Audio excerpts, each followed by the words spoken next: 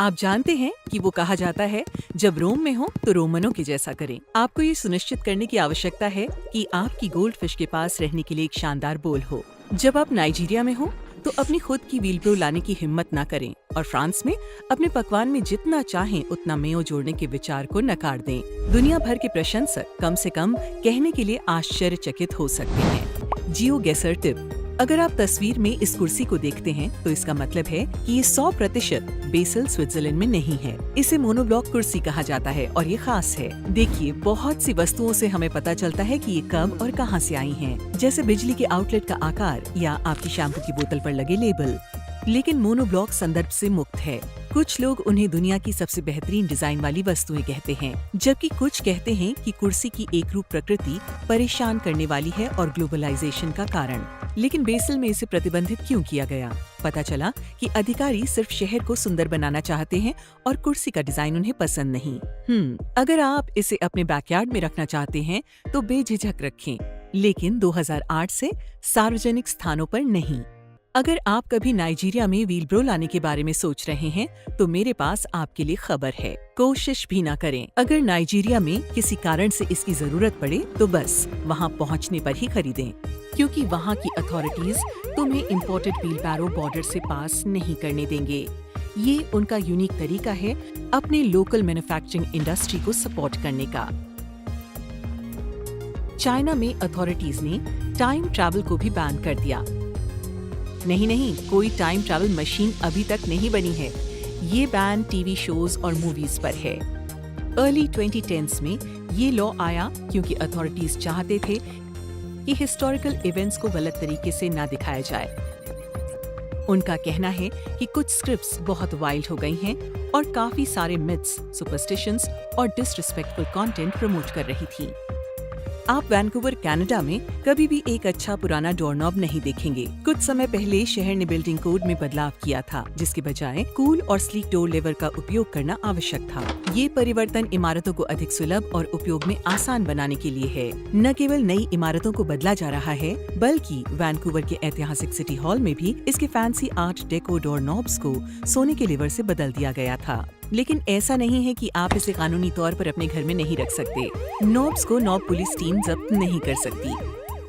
आप जब तक चाहें उन्हें रख सकते हैं।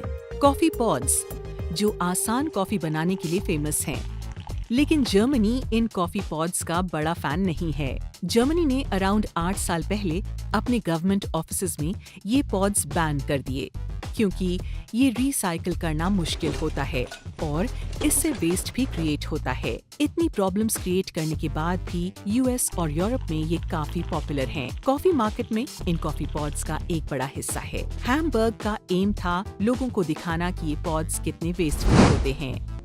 फाइनली, इटली के रोम में तुम अपने गोल्डफिश को एक सिंपल ग्लास बोल में नहीं रख सकते। ये क्रूअल माना जाता है क्योंकि उन्हें ऑक्सीजन फ्लो चाहिए होता है। बोल में रहने से वो अंधे भी हो सकते हैं।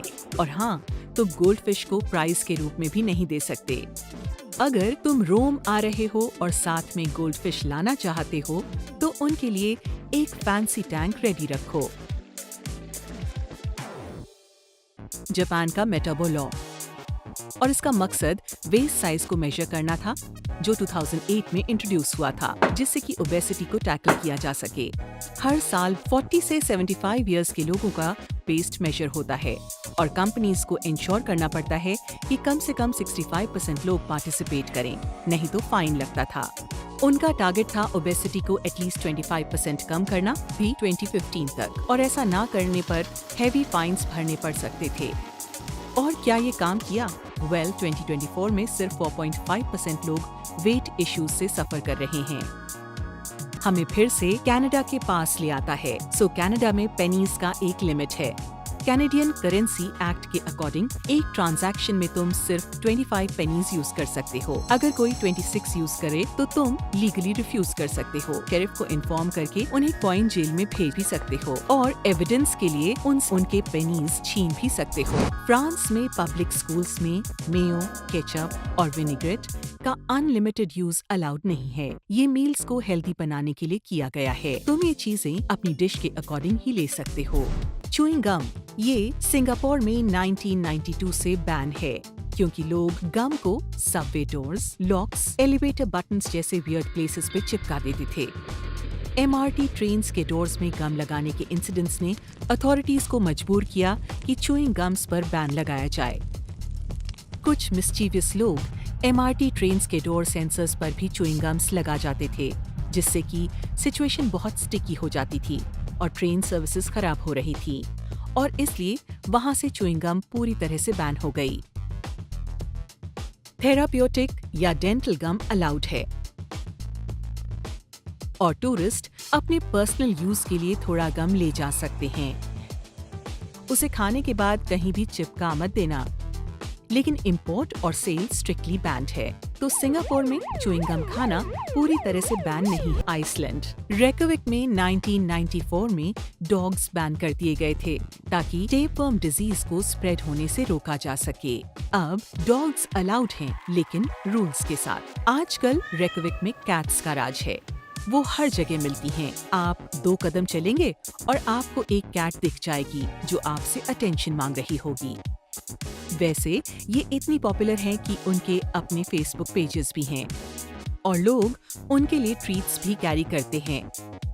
आइसलैंड में कैट्स अच्छे से थ्राइव भी कर रही हैं। काफी वियर्ड है। फिलीपींस में माय वे सॉन्ग का कैराओके में गाना सॉर्ट ऑफ बैंड है, क्योंकि इस सॉन्ग से लिंक्ड कुछ सीरियस इंसिडेंट्स हुए हैं, जैसे फाइट्स और इवन डेथ्स।